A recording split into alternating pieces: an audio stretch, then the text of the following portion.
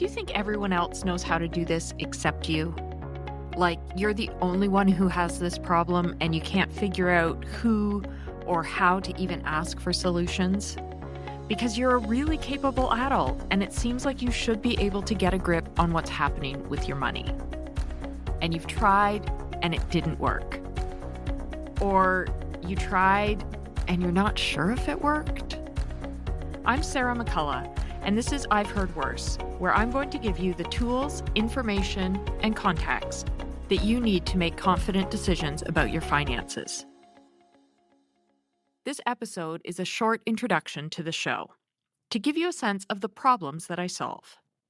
The first one being, we are stressed about our money.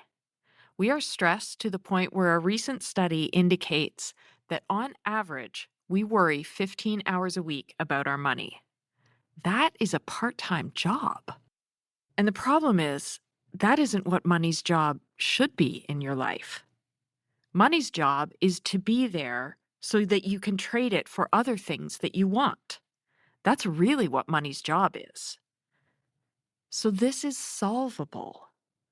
All we need to do is figure out how to change the job that it's doing for you, right now, for example, causing worry, and move it back over to the job that it's supposed to do, being available and getting you the stuff that you want. So if you are ready to change what's happening between you and your money, then you're in the right place.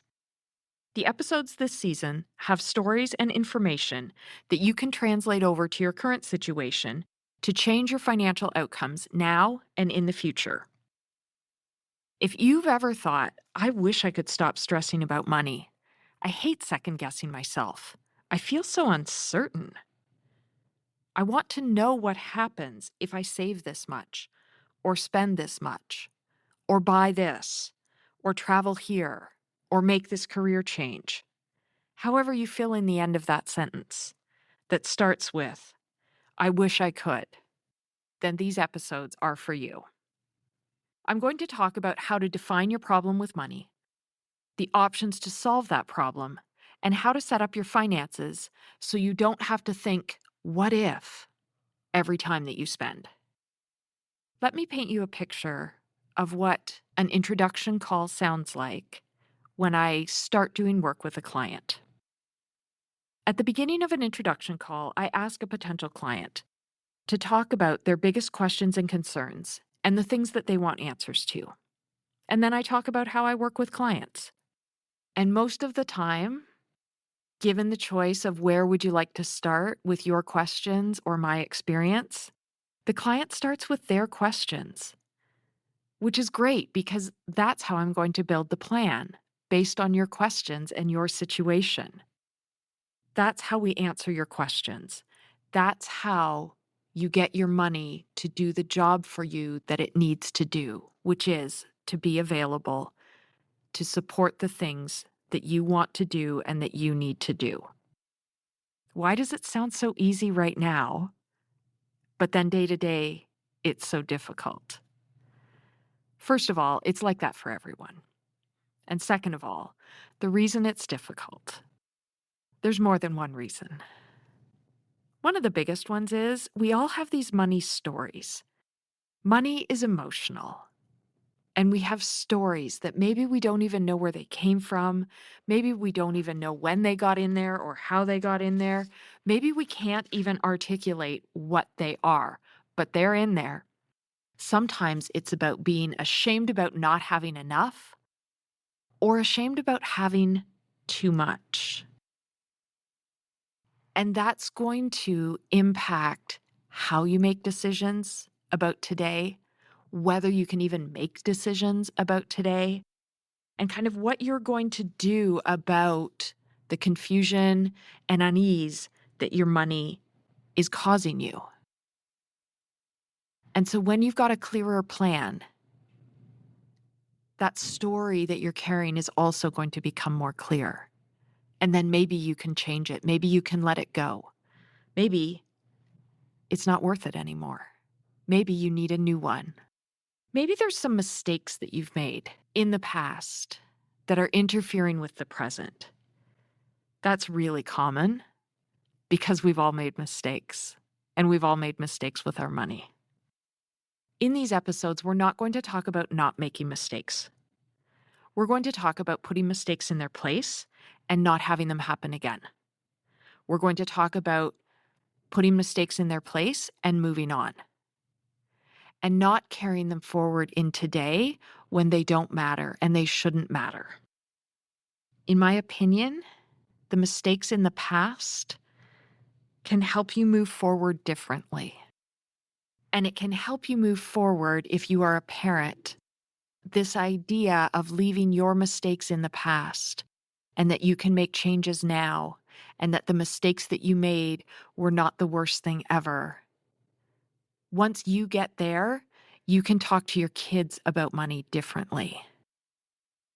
The number one reason I hear from my parents about why they don't talk to their kids is because they don't know how, because they've got their own confusion and uncertainty, and they've got their own shame about mistakes that they made or their own embarrassment, and so they won't talk, or they can't talk, or they don't give their kids advice that the child can execute on because it's too tangled up with their own stuff about money.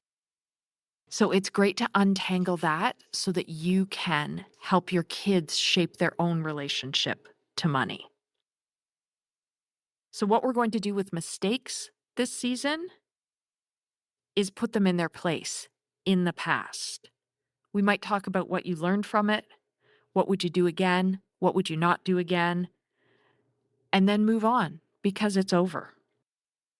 If you have any of those feelings about money that you're not sure, you don't know, I don't deserve it, you absolutely are not alone. That idea comes up in about 100% of my introduction calls. So why would this time work? Why might you be able to listen to a podcast and actually get a handle on this money thing? Because we're going to talk about how we behave with money. And we are surprisingly similar in our behavior, in our worries, our mistakes, and our myths. And there are solutions. Your situation has a context and it has solutions.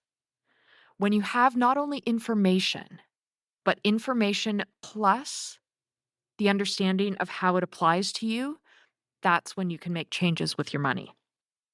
And I think what's been missing is the how it applies to you part, that context.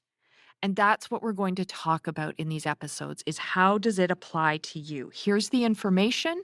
How do you start to apply it to you? Because that's what financial planning in my office sounds like.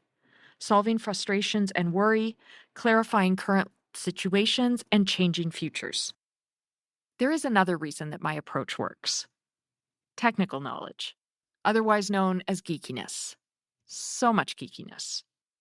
The devil may be in the technical details, but so is the solution to your money problems. I got into this industry because I was interested in the communication side.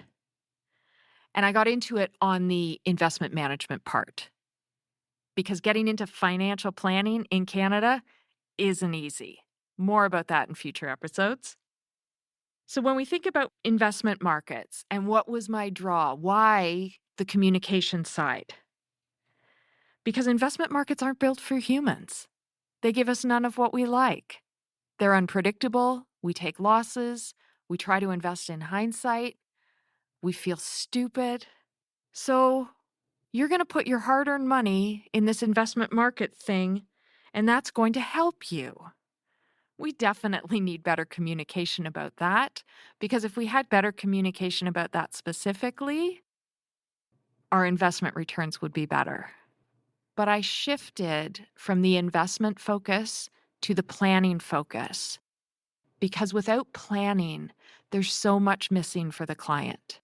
As an investment advisor, I could and did do a lot for my clients, and I loved that part. I didn't make the shift because I didn't love investments. I do. But what I loved more is the planning. And what I wanted to do more of was planning. Because when I was also responsible for the investments, there was just time that I couldn't get to the planning. I knew there was more I wanted to do. I knew the client had more questions. I couldn't get the conversation there when I was seen as primarily responsible for the investments and the planning was secondary. But when I moved to just planning, the conversation shifted, the question shifted, even from clients I had worked with previously. That was so fascinating to me. And now I am so sure that it is possible to change your relationship with money, and that when you make that change, it changes so many other areas of your life. And that's what financial planning should be, in my opinion.